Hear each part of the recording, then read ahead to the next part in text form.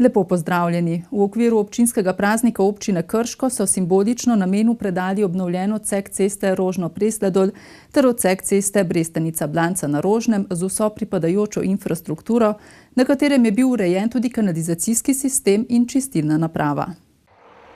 Naložba je rezultat sodelovanja občine Krško in podjetja Infra, ki je svoj del investicije, kanalizacijo in čistilno napravo bilo dolžno izvesti še iz naslova infrastrukturnih ureditev ob izgradnji hidroelektrarne Krško. Občina pa je v lanskem letu uredila odsek državne ceste Blanca-Brestanica na Rožnem, v sklopu katerega so krajani pridobili enostranski pločnik v dolžini 375 metrov, 2 novi avtobusni postajališči, oporni zid, javno razsvetljavo in meteorno kanalizacijo, na odseku Rožno-Presledol pa so preplastili 900 metrov ceste. Gre za en del pločnikov proti občini Sevnica, ki je bil narejen skupaj s kanalizacijskim sistemom, ki ga je delalo podjetje Infra. Potem drugi del je obnova cestišča po sami vasi Rožno in pa tretji del je obnova pločnikov oziroma gradnja pločnikov, ravno tako s kanalizacijskim sistemom, ravno tako v kombinaciji s podjetjem Infra proti kraju Brestanica. Za vse 3 faze obnove je občina Krško skupno iz proračuna namenila nekaj manj kot 610 tisoč evrov. S tem, da je po različnih fazah različno, sicer prva faza je bila okrog 230 tisoč, sama preplastitev okrog 60 tisoč in preostanek potem pa se pravi, to je vse naložba občine Krško, tisti del, ki ga je pa pač vlagala pri tem podjetje Infra, pa ni tukaj v tem znesku štet. Delež Infre za ureditev kanalizacije in 2 čistilnih naprav pa je znašal nekaj manj kot 600 tisoč evrov. To je bil eden od projektov, ko mi rečemo po našem programu lokalne infrastrukture. Pomeni seveda dvig, da tako rečem, teh infrastrukturnih ureditev, višji standard po eni strani za ljudi, po drugi strani pa tudi res, da preprečujemo na ta način zgradnjo čistilne naprave tudi izpust, fekalnih odplak v reko Savo, ker pač moramo po pogojih, ki jih imamo v dokumentacijah, ščititi reko Savo pred prekomernim onesnaževanjem, zato so tudi te čistilne gradnje zgrajene ob gradnji akumulacijskega bazena. Dela so sicer potekala nekoliko dlje, kot je bilo sprva načrtovano. Po eni strani je šlo za usklajevanje z delom investicije, ki ga pelje občina, ga je pa peljala občina v svojem delu, po drugi strani pa šlo tudi za to, da smo imeli nekoliko zamude zaradi javnih razpisov, tudi načina financiranja, ampak na koncu smo nekako polovili te roke z manjšo zamudo sicer. Predsednik krajevne skupnosti Rožno-Presledol je v prvi vrsti izpostavil, da je pridobitev pomembna predvsem z vidika prometne varnosti. Otroci varno pridejo na avtobus, se peljajo v šolo in varno se vračajo iz šole domov. Tako da seveda to je pridobitev za nas. Kljub tem, da še zdaj spodnji del še ni odprt, mislim, ni še dokončan. Mislim, da bo v kratkem in da bo tudi dol že to, da bojo otroci bolj varno šli v šolo pa iz šole domov. V letošnjem letu so z deli nadaljevali in trenutno zaključujejo z obnovo odseka državne ceste Blanca-Brestanica v Dolenjem Leskovcu. Tudi na tem odseku bo urejen pločnik v dolžini 400 metrov, 2 novi avtobusni postajališči, urejena bo razsvetljava, odvodnjavanje in oporni zidovi. Podjetje Infra pa je na tem delu že uredilo kanalizacijo in zgradilo čistilno napravo. Posavsko gospodarstvo je v lanskem letu poslovalo pozitivno, vsaj tako kažejo podatki, ki jih je pripravila Gospodarska zbornica Slovenije v sodelovanju z Ajpesom. Gospodarske družbe, samostojni podjetniki in zadruge so v letu 2017 ustvarili 4,1 milijarde evrov prihodkov. Ti so bili za 29% višji kot v letu 2016, medtem ko so se prihodki na ravni Slovenije povečali za 13%. Največ, skoraj 800 milijonov evrov, so prihodke povečale družbe oskrbe z električno energijo, plinom in paro. Po dobrih 12 milijonov višje prihodke pa so dosegle družbe dejavnosti proizvodnje pohištva, trgovine na drobno ter zbiranja, prečiščevanja in distribucije vode. Posavsko gospodarstvo kar 58% čistih prihodkov od prodaje ustvari na tujih trgih. Tako na uvozni kot izvozni strani je ključna partnerica sosednja Hrvaška, zlasti po zaslugi družbe GEN-I, ključni artikel pa je električna energija. Njihova rast je bila tudi v letu 2017 visoka. Porasli so kar za 41%, to je bistveno več kot v Sloveniji, kjer so bili prihodki na tujem trgu višji za 19%. Družbe so izboljšale tudi poslovni izid in neto dodano vrednost, je pa njuna rast zaostajala za rastjo prihodkov. Dodana vrednost se je povečala za 8%, enako kot v Sloveniji, neto čisti izid pa za 7%, v bistvu precej manj kot v Sloveniji, kjer so neto čisti dobiček družbe ugotovile za 15% večji kot letu 2016. Dodana vrednost na zaposlenega je bila v Posavju slabih 44 tisoč evrov, skoraj enaka kot leto prej in hkrati 826 evrov višja kot v Sloveniji. Če izločimo energetiko, ki je v Posavju neka ključna dejavnost ali pa najbolj dobičkonosna dejavnost, nas to uvršča nekoliko pod rang Slovenije, povprečje Slovenije, vendar smo še vedno na visokih 80% ključnih kazalnikov na zaposlenega. Gospodarske družbe so v lanskem letu zaposlile skoraj 850 novih sodelavcev. S tem smo mi presegli najboljše obdobje, ki je bilo leta 2007, se pravi, v primerjavi z leti nazaj smo presegli največje število zaposlenih, kar je zelo dobro. Seveda to se odraža tudi pri iskanju novih sodelavcev, ki jih enostavno več ni, in so tukaj pred podjetji veliki izzivi. Vsi ti novi sodelavci, ki pa so bili zaposleni v lanskem letu, pa seveda bodo ključne prihodke prinašali v letošnjem letu in pa v naslednjem obdobju. Posavje je bilo v letu 2017 med 12 statističnimi regijami Slovenije po številu družb, izkazanem čistem dobičku in čisti izgubi ter neto poslovnem izidu na 9. mestu, po zaposlenih na 10. mestu, po vrednosti aktive na 8. mestu ter po ustvarjenih čistih prihodkih od prodaje na 7. mestu. Regijsko gospodarstvo je skoraj nič zadolženo, nekaj malega je, ampak mi smo, če bi gledali neto finančni dolg na kazalec EBITDA, smo skoraj minimalno zadolženi. Če gledamo tudi izplačilo, večina podjetij se dobičke ne izplačuje, ampak ostanejo v upravljanju vodstev podjetij, kar pomeni, da imamo ogromen potencial za nadaljnjo rast. V lanskem letu so poslovanje izboljšali tudi samostojni podjetniki, ki so v primerjavi z letom 2016 ustvarili za 9% več prihodkov. Posavske zadruge so v primerjavi z letom 2016 povečale prihodke za približno 5%. Ob koncu šolskega leta so na osnovni šoli Jurija Dalmatina Krško zaključili z enotedenskim projektom Pešbus. Obeležili so ga pred šolo s skupnim snidanjem vseh udeležencev in spremljevalcev. Pešbus je del programa Aktivno v šolo, ki ga podpirata Inštitut za politike prostora in Ministrstvo za zdravje ter je del prizadevanj Dober tek Slovenija za več gibanja in bolj zdravo prehrano. Namen tega projekta je, da otroci prihajajo v šolo peš, s skiroji ali s kolesi.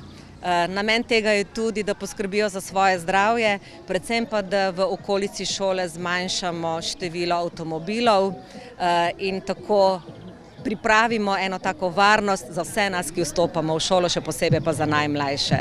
Projekt je potekal na 5 progah in prijavljene učence pobiral na vmesnih postajah. Učenci so v šolo hodili peš z Griča, Starega Krškega, Narpla, Kremena in iz Stare vasi. Malo sem se res trudil, pa všeč mi je tudi, da malo zmanjšamo uporabo avtomobilov. In zelo dobro bilo, ker smo se zabavali in hodili skupaj peš, pa tudi učitelji so mi bili všeč. Za samo izvedbo pa so ključnega pomena spremljevalci prostovoljci na posameznih progah, ki skupino učencev varno pripeljejo v šolo. Odzvalo se jih je kar 16, ki so v šolo vodili kar 62 prijavljenih otrok, vsak dan pa se je še kakšen priključil. Eden od spremljevalcev je bil tudi Milan Urbanica. Nekako se pač morajo naučiti, ne? In noben se ni čisto pametno rodil, treba ga nekaj naučiti, ne? In verjetno, da bomo jesen to ponovili, tako da otroci se morajo naučiti, glih recimo naša je zdaj gre v 4. razred in drugo leto morajo tako samo v šolo priti, ne? Pobrali smo pa še nekaj neprijavljenih seboj, tako da smo imeli čisto poln avtobus. Prosili smo ljudi, ali starejše ali naše starše, da se kot prostovoljci javijo in spremljajo otroke v šolo. Kar nekaj se jih je odzvalo in udeležilo, nekaj tudi učiteljev naših, tako da nam je bilo vsako jutro prav prijetno. Pešbus na osnovni šoli Jurija Dalmatina sicer ni novost, saj v sklopu tedna mobilnosti poteka že od leta 2009. Mi smo s projektom pravzaprav že v malo drugačni obliki delali kar nekaj let, bolj kot ne samostojno. To leto smo postopili skupaj z občino Krško v to sodelovanje, v ta projekt. Želimo tudi, da učenci uporabljajo čim več šolskih prevozov, čim več mestnega avtobusa in pa seveda peš.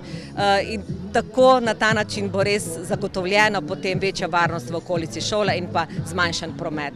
S projektom si želijo nadaljevati tudi v prihodnjih letih. Aktivna pot v šolo je namreč zelo pomembna za zdravje, samostojnost in socialni razvoj otrok, saj zagotavlja minimalno priporočeno količino fizične aktivnosti in spodbuja vzgojo o prometni varnosti. Nadaljujemo v Genovem svetu energije, ki je ponovno privabil številne obiskovalce, ki so se udeležili sobotnih delavnic o energiji. Tokrat so posebno pozornost namenili privlačnemu svetu magnetov. V starih časih so ljudje mislili, da so magneti čarobni, ker so videli, kako se nekatere stvari v njihovi bližini premikajo, ne da bi se jih dotaknili. Dejstvo je, da danes magnete uporabljamo pri drobnih vsakdanjih opravilih, izkoriščamo njihovo lastnost, da se privlačijo med sabo in da privlačijo nekatere kovine, ali pa denimo pri uporabi kartic, na katerih je magnetni zapis. Te z elektromagneti na magnetni trak shranijo različne podatke, čitalnik v bankomatu, na parkirišču ali v trgovini pa razbere zapis. Današnjo delavnico sem poimenovala Privlačni svet magnetov, zato ker mene magneti fascinirajo že od nekdaj. Čeprav so tudi odbojne sile, se mi pa zdi privlačno vseeno bolj zanimivo. Danes je namenjena delavnica odkrivanju čarobnega in privlačnega sveta magnetov, ker vsak je se že kdaj srečal z magnetki, se malo poigral z njimi, z njihovo privlačnostjo, ampak smo hoteli seveda predstaviti še nekoliko več, malo raziskati. Namen tokratne delavnice je bil prikaz magnetnih silnic in primerjava, kako močni so različni magneti. Skozi praktične poskuse z različnimi vrstami magnetov in potem tudi bomo pripravili kompas s stvarmi, ki jih vsak najde lahko v kuhinji pri mami. Kot na primer skleda ali kozarec s vodo, šivanka, peko papir. In to je to. Pa en malo močnejši magnet, da namagnetimo šivanko na začetku, da se bo potem obrnila v smeri severa. Kar nekaj različnih magnetov, ki se uporabljajo v vsakdanjem življenju in bo lahko prepoznali, opazili razliko med recimo močjo magnetov, ki jih uporabljamo za recimo na hladilnikih, ali pa magnetke, ki se uporabljajo pri avtomobilski industriji, recimo kot zavorni sistemi, v glavnem kar nekaj tega različnega. Na delavnici so predstavili tudi izdelavo preprostega elektromagneta. Čisto enostaven, z navadno baterijo, malo bakrene žice in enim žebljem. Vedno poskušamo najti vsebine, ki so povezane z energetiko, z energijo, z naravoslovjem, tehnologijo, v bistvu teme, ki so blizu tudi pri delovanju elektrarn. Zdaj, katerihkoli elektrarn, magnetizem je vedno tisti, ki je prisoten. Prisotni so elektromagneti, tako da nekaj osnovo poznavanje o delovanju magnetov, njihovih privlačni sili, je seveda potrebno znati tudi na tem področju. In s tem namenom seveda predstavljamo to tematiko tudi mladini in pa seveda zainteresirani javnosti. Delavnica o privlačnem svetu magnetov je bila zadnja predpočitniška delavnica v Genovem svetu energije. V poletnih mesecih delavnic seveda svetu energije ne bo, je pa svet energije odprt in vabimo seveda zainteresirane tudi, da ga obiščejo. Bomo pa konec avgusta pripravili poletni naravoslovni tabor za srednje šolce, ki ga organiziramo v sodelovanju z Fakulteto za energetiko. Naslednja sobotna delavnica pa bo na sporedu 1. oktobrsko soboto. Simfonični orkester Glasbene šole Krško v tem letu obeležuje 25 let delovanja. Ob obletnici so izvedli slavnostni koncert pod naslovom K večnemu miru, glasbeni etos za 21. stoletje.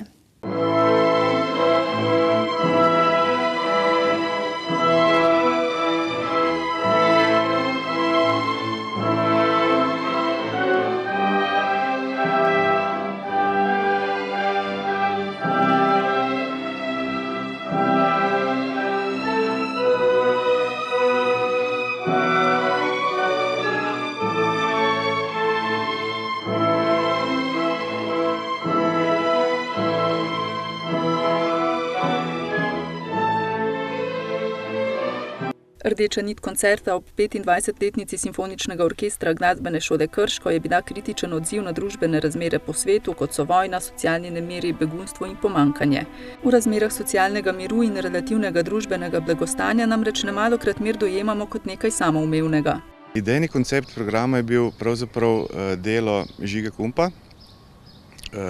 Nekako smo si ga zamislili kot to, da v teh časih bi bilo pravzaprav smešno neko zabavo prirejati in delati, da je vse v redu, če pa ni, in smo probali ljudi majčkeno zavestiti o tem, kako je bilo včasih, kaj se lahko zgodi, če pravzaprav pozabimo na zgodovino, pozabimo na preteklost, in zato smo se v bistvu skoncentrirali na program, ki je pravzaprav bil tako ali pa drugače povezan z vojnam, povezan z nasiljem in z begunstvom. Program so zasnovali v 2 delih.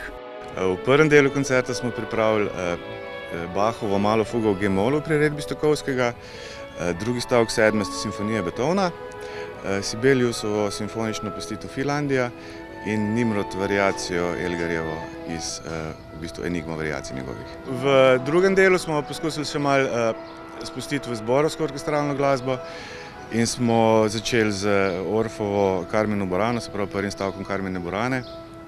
Potem smo izvajali moje delo Tempus Secundum kot predstavnika neke novejše smeri, pa še vedno povezane z temi žalostnimi časi.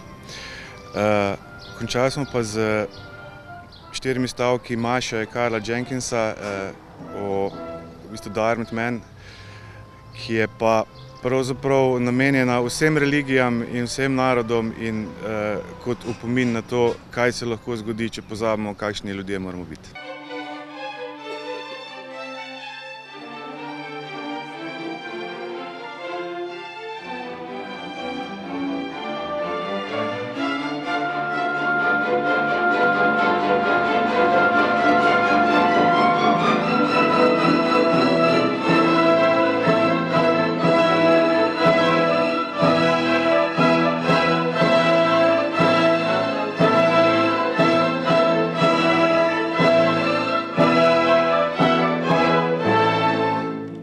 V Glasbeni šoli Krško so ponosni na tradicijo, ki jo ima simfonični orkester. Zgodba o njegovem začetku sega namreč v leto 1992, ko se je Dragu Gradišku porodila ideja o njegovem nastanku.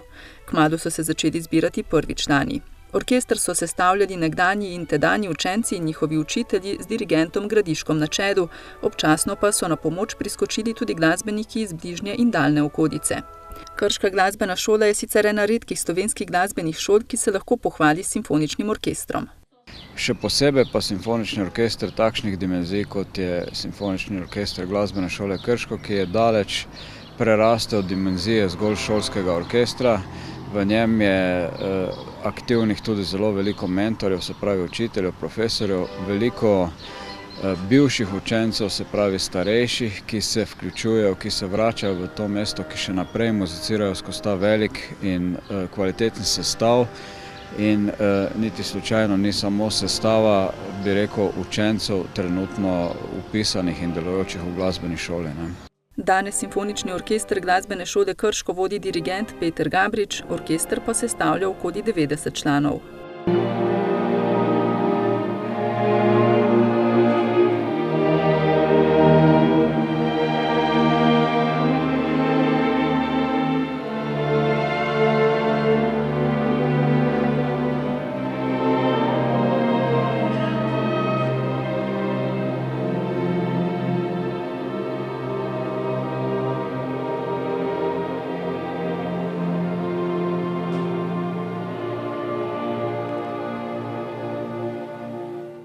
Član Društva likovnikov Krško oko Roman Blatnik je v dvorani v parku predstavil skulpturiko, svojo prvo samostojno kiparsko razstavo.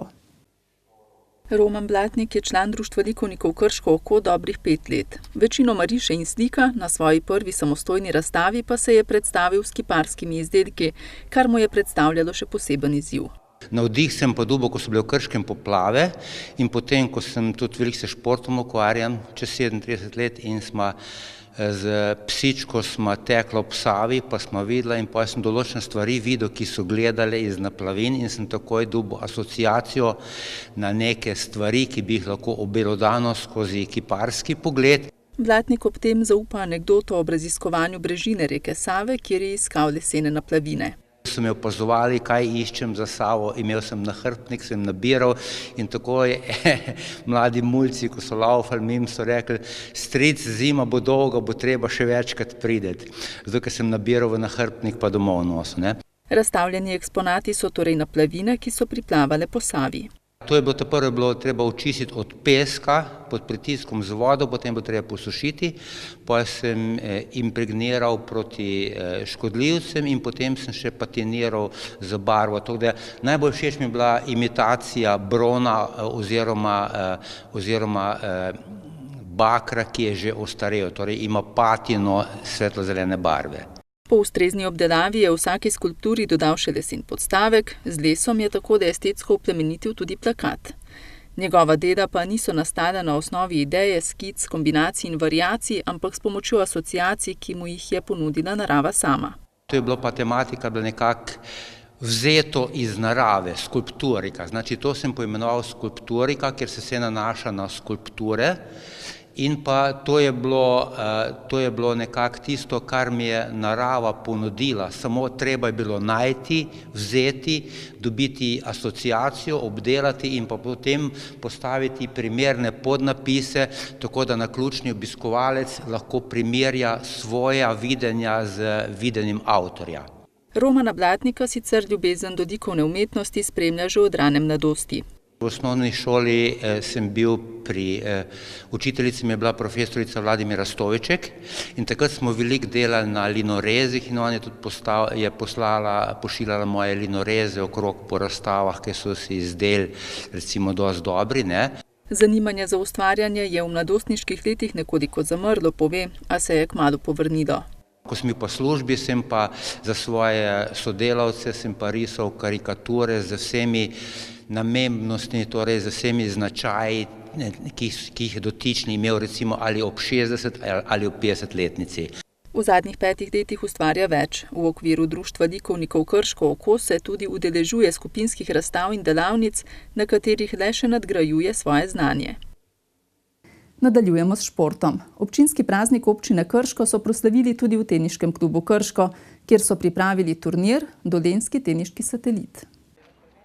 Na turnirju je nastopilo 27 otrok v 4 različnih kategorijah. Na prvem igrišču igrajo mini začetniki, na manjši mreži in še manjšem igrišču od samega mini igrišča, ki je tamle za nami.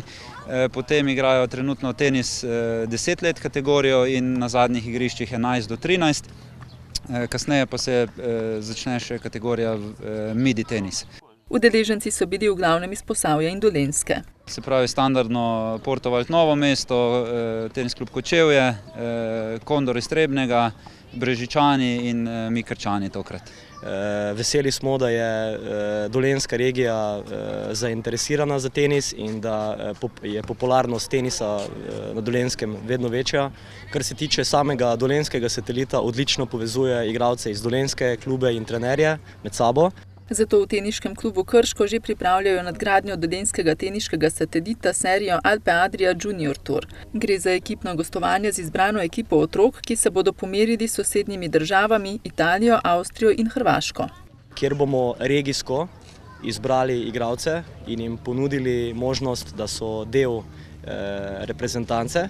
Potem se bodo pa te 3 države med sabo pomerile na srečanjih, tako da bodo igralci, starši in pa trenerji imeli možnost tako domačega srečanja, kot tudi tujega, se pravi spoznavanja kultur, mednarodne izmenjave in tako naprej.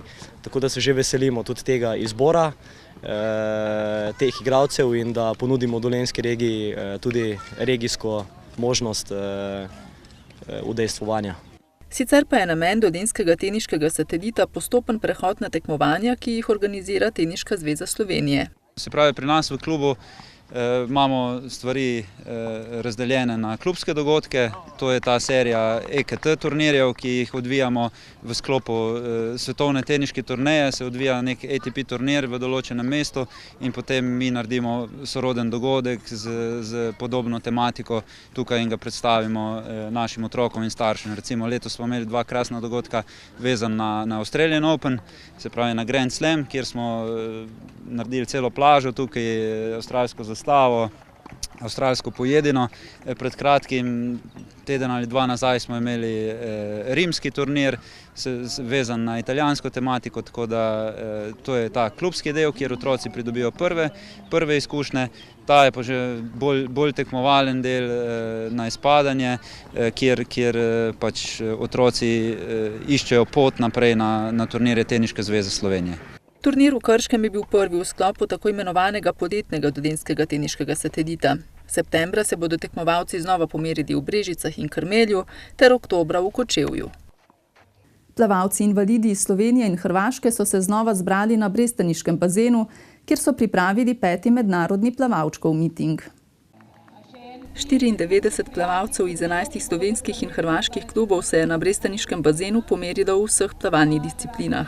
Namen tega je, da bi se lokalni skupnosti, pa tudi Sloveniji pokazalo, da so med nami invalidi, ki se ukvarjajo s športom, ne samo kot hobi, tudi tekmovalno. Namreč tukaj nastopajo vsi, ki so tekmovalci, registrirani s kategorizacijo od državnega pa vse do vrhunskega razreda na UKS-u. Tako da smo ponosni, da v bistvu orjemo ledino to zadevno.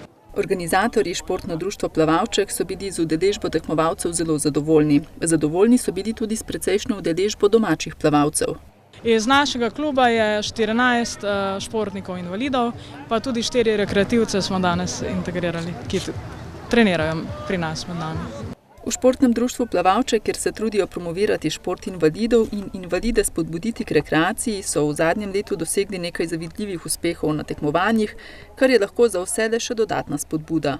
Ponosni smo pravzaprav na to, da smo letos dobili 2 kategorizacije državnega razreda, in sicer v Splitu, ki je v bistvu edina tekma v naši bližini, ki šteje za IPC, torej svetovne točke.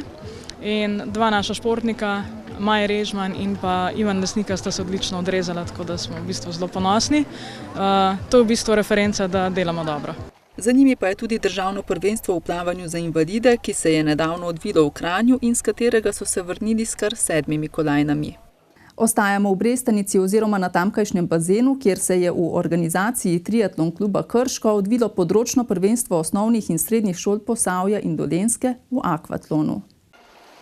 Področnega prvenstva osnovnih in srednjih šol Posavja in Dolenjske v akvatlonu, prireditve, ki je sicer potekala v okviru praznika občine Krško, se je udeležilo 115 otrok. Večina je iz posavskih osnovnih šol, je pa tudi močna udeležba Dolenjske, se pravi Novega Mesta, Dolenjskih Toplic, Mirna Peč tudi.